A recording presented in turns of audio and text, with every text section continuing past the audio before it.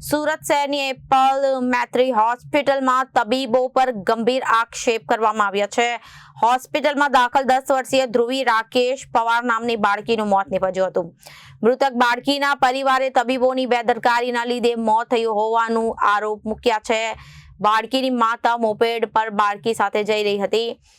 સામે બે મોપેડ અથડાતા સામાન્ય અકસ્માત સર્જાયો હતો. સુરત શહેરની એપલ મેત્રી હોસ્પિટલમાં તબીબ પર ગંભીર આક્ષેપ કરવામાં આવ્યો અને હોસ્પિટલમાં દાખલ 10 વર્ષીય ધ્રુવી રાકેશ પવાર નામની બાળકીનું મોત નીપજ્યું. મૃતક બાળકીના પરિવારે તબીબોની બેદરકારીના લીધે મોત થયું હોવાના આરોપ મુકાયા છે. બાળકીના માતા મોપેડ પર બાળકી સાથે જઈ રહી હતી.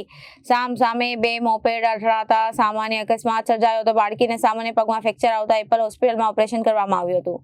બાળકી હસતા ઓપરેશન થિયેટરમાં ગઈ હતી અને ઓપરેશન બાદ બાળકીને કોમામાં અને સોંપવામાં આવી હતી. પરિવારે ખટોદરા પોલીસ મથકમાં doctor Nihar Mayani, doctor Nitin Virendra Dave, doctor Pranav Thakkar વિરુદ્ધ અરજી કરી. પોલીસે બાળકીના મૃતદેહને પીએમ અર્થે મોકલી અરજીના આધારે તપાસ હાથ ધરી હતી. બેદરકારીના કારણે મોત થયું છે. હું એમના સ્વજનોનું દુઃખ સમજી શકું એમ છું, પરંતુ અમારી લાગણી પણ એમની સાથે જ છે. એ પણ આપ લોકો સૌ સમજી શકશો, કારણ કે કોઈ પણ હોસ્પિટલ માટે દર્દી જ એનું ભગવાન છે અને કોઈ પણ ડૉક્ટર જ્યારે પેશન્ટની સારવાર કરે ત્યારે પેશન્ટનું હંમેશા સારું અને પેશન્ટ માટે જે ઉત્તમમાં ઉત્તમ સારવાર એમના અનુભવ અને એમના ક્વોલિફિકેશન પ્રમાણે આપી શકે તે જ વિચારતો હોય છે. જેથી કરીને હું એટલું જ કહીશ કે એપલ મૈત્રી હોસ્પિટલમાં એનેસ્થેટિસ્ટ ડૉક્ટર નીતિ દવે સાહેબ છે. એ છેલ્લા 25 વર્ષથી ઉપર એનેસ્થેશિયા આપતા આવ્યા છે. એ ડૉક્ટર નિહાર માયાણી છે.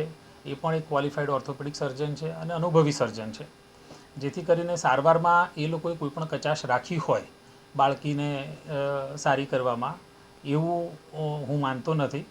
અને જે કંઈ પણ હશે એ ચોક્કસ તપાસમાં બહાર આવશે જ.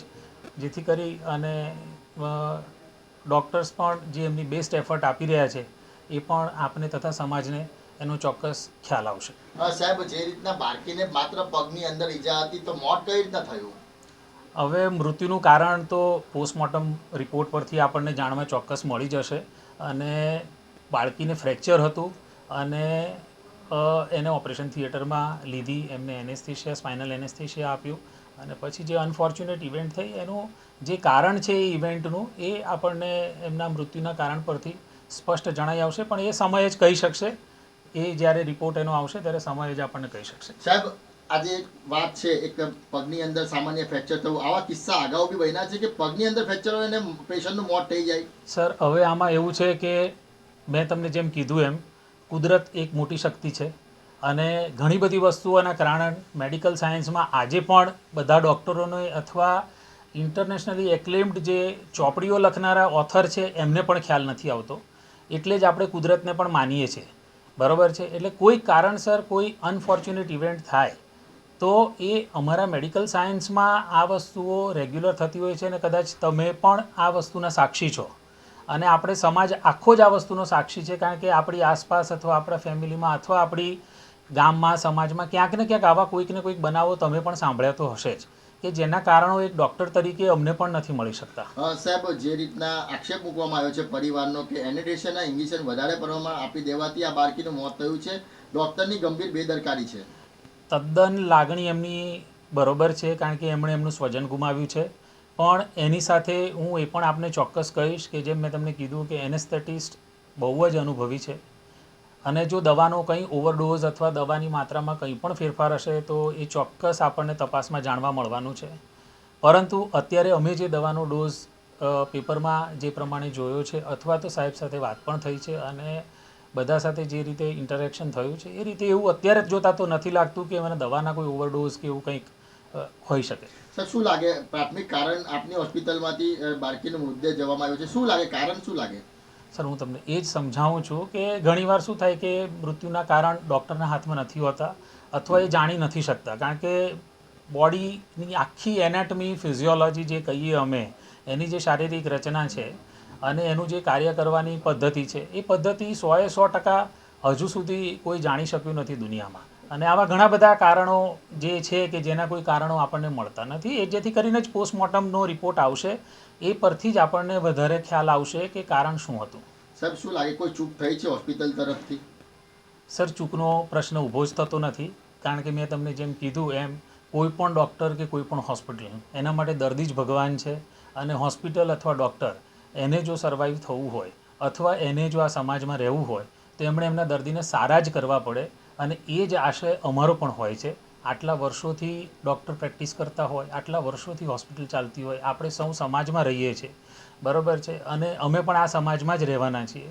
તો અમારા સૌનો આશય અને અપેક્ષા એક જ હોય કે અમારા ત્યાંથી દર્દી સારામાં સારું થઈને જાય અને અમને સારામાં સારો ફીડબેક પણ આપે. સર, આપણે જેવી વાત કરીએ, લાગણીની વાત કરી છે, આપણે ટેકનિકલ વાત કરીએ તો બાળકીનું પ્રાથમિક દ્રષ્ટિએ મોત શાનાથી લાગી રહ્યું છે? સર, હું એ જ સમજાવું છું તમને કે હું લાગણી ખાલી નથી વાત કરી રહ્યો, હું ટેકનિકલ વાત પણ કરું છું. એટલે જ વારે વારે હું કહું પણ છું કે મૃત્યુનું કારણ જે કંઈ પણ હશે એ પોસ્ટમોર્ટમમાં જણાઈ આવશે. જો અમે આટલા બધા રિપોર્ટ કર્યા હોય ને બધું જ કર્યું હોય અને એમાં કોઈ કારણ સ્પષ્ટ તરી આવતું હોય તો કોઈ પણ ડૉક્ટર તમને તરત જ જાણ કરવાનો જ છે કે ભાઈ આ કારણથી મૃત્યુ થયું છે. પરંતુ ડૉક્ટરને નહીં ખ્યાલ આવતો હોય અથવા હોસ્પિટલ પાસે એના કોઈ મૂળભૂત પુરાવા ન હોય તો હું કંઈ પણ વસ્તુ કમિટ કરું કે આ કારણે મૃત્યુ થયું છે તે વસ્તુ યોગ્ય નથી.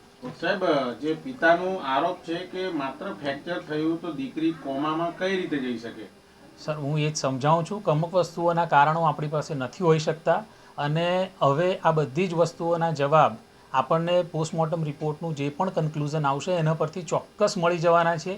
એટલે આપણે સૌ ધીરજ રાખીએ, કારણ કે આમાં અમારી પાસે જો ચોક્કસ કારણ હોત તો અમે ચોક્કસ તમને જણાવી શક્યા હોત. પિતાનો આરોપ છે કે એનેસ્થેસિયાનો ડોઝ છે એ શરીરમાંથી લુપ્ત થઈ જાય એના માટે લાંબા સમય સુધી તમે આ રીતે દીકરીને હોસ્પિટલમાં આઈસીયુમાં રાખી. Bureau report, Janadesh news.